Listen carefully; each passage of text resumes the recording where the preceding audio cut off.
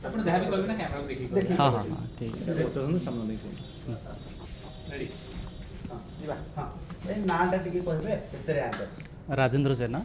Rank 118 अच्छी ଖୁସି ଅଛନ୍ତି ଯେତିକି ପରିଶ୍ରମ କରିଥିଲେ 108 ର୍ୟାଙ୍କକୁ ନେଇ? सर जेहेतु परिश्रम करछि आज सक्सेस पाइछि खुशी तो निश्चय हेबी କୋଉଠି ଘର କେମିତି ପାଠ ପଢ଼ା କ'ଣ ସବୁ ବ୍ୟାକ୍ ସପୋର୍ଟ ଏବଂ ଘରୁ କେତେ ଆପଣଙ୍କ ଉପରେ ରହିଥିଲା ବାପା ମାଆଙ୍କ ସପୋର୍ଟ ଏବଂ ଇନଷ୍ଟିଟ୍ୟୁସନ୍ କଥା କ'ଣ କହିବେ?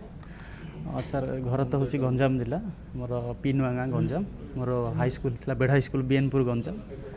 कॉलेज थिला RCM science college RCM science college Khallikot then तापरे मु जेतु फास्ट तो लाइन टी आइडिया नथिला वेदांत रे जॉब करथिल 2013 रे वेदांत छाड़ी के आसिली तापरे किछि दिन प्रिपेयर कर 2-3 मास प्रिपेयर करछि मु पोस्टल रे जॉब पाई गेली department post now in service Sethu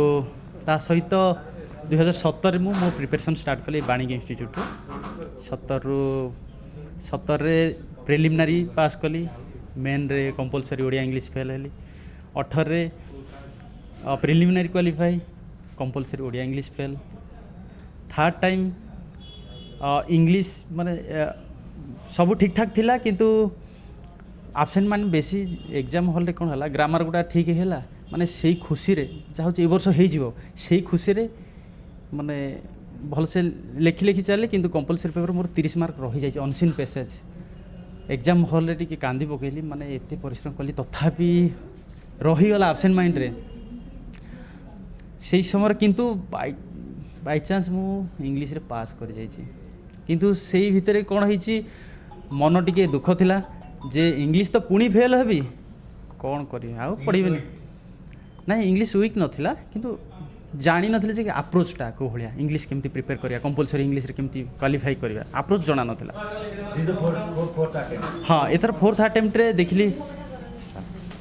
fourth attempt रे जानी थिली जे इंग्लिश तो क्वालिफाई करी गली जानी दिली अप्रोच इंग्लिश रे के फेल कर परियन माने फेल हेबार चांस नाही देन अकॉर्डिंगली मु